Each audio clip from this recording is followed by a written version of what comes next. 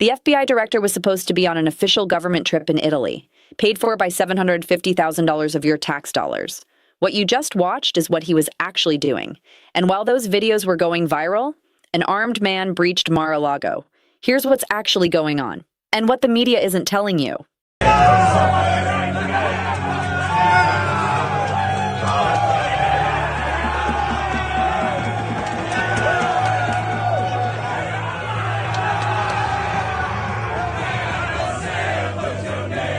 So, let's start with the timeline, because the sequence of events here is what makes this so damaging.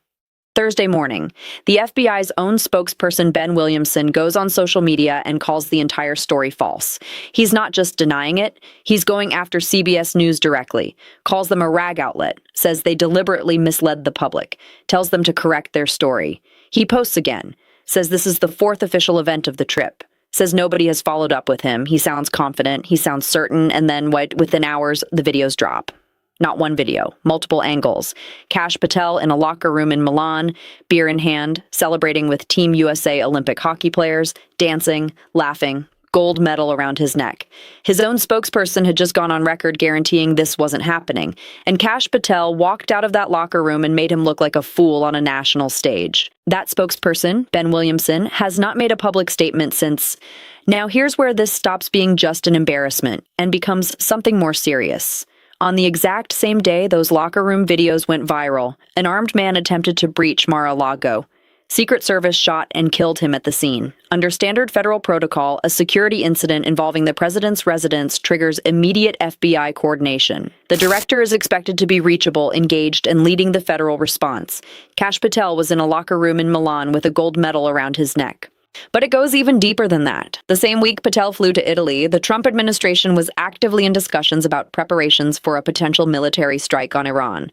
That is not a minor development. A decision of that scale carries direct, immediate implications for domestic security threats. Threats that fall squarely under FBI jurisdiction. The director's presence in those conversations isn't a courtesy, it's a requirement. And while all of that was unfolding, your FBI director was posting on social media about Team USA hockey. Here is what separates this from a one-time lapse in judgment. This isn't new. This has been documented since the day Cash Patel took over the FBI. Months ago, a detailed report described the FBI under his leadership as, and this is coming from people inside the bureau, utter chaos. Agents leaving. Senior officials pushed out. Investigations mishandled.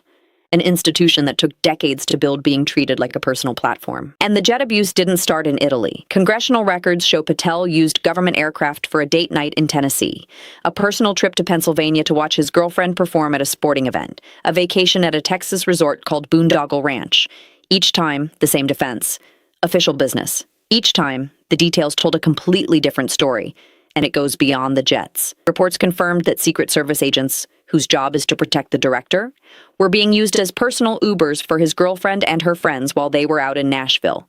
These are federal resources, taxpayer-funded, being treated like a personal concierge service. This administration came into office on two specific promises. First, only the most qualified, most capable people in government. Second, not a single dollar of taxpayer money wasted. Doge, government efficiency. That was the pitch to the American people. $750,000. Milan. Beer, gold medals, a security breach at Mar-a-Lago, Iran on the table, the FBI in chaos. That is the current state of both of those promises. Here's what I need you to understand about why this matters beyond the headlines. The FBI director position is not ceremonial. It is not a reward for loyalty.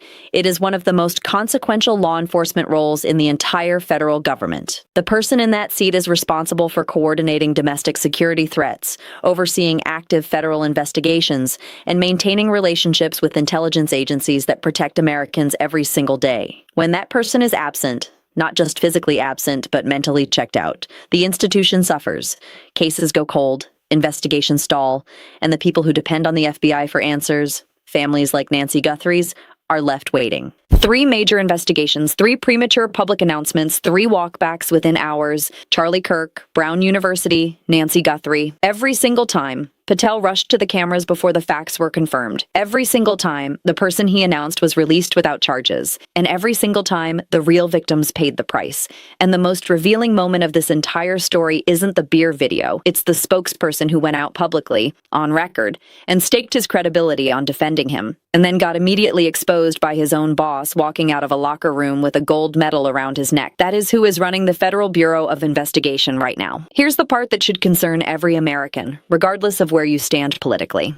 We are not talking about a policy disagreement. We are not talking about a difference in governing philosophy. We are talking about the director of the FBI treating one of the most important jobs in the federal government as a lifestyle upgrade. Government jets as personal transportation. Taxpayer dollars as an unlimited expense account. Active investigations as inconvenient interruptions to his social calendar. And when the people around him get caught defending behavior that video evidence directly contradicts, there is no correction, no accountability, no consequence. The question worth asking is a simple one. If this is what happens in public, in full view of cameras, flight trackers, and congressional investigators, what exactly is happening behind closed doors? I'm Sophie Bennett. If this breakdown gave you clarity, hit that like button and subscribe. I'll see you in the next one.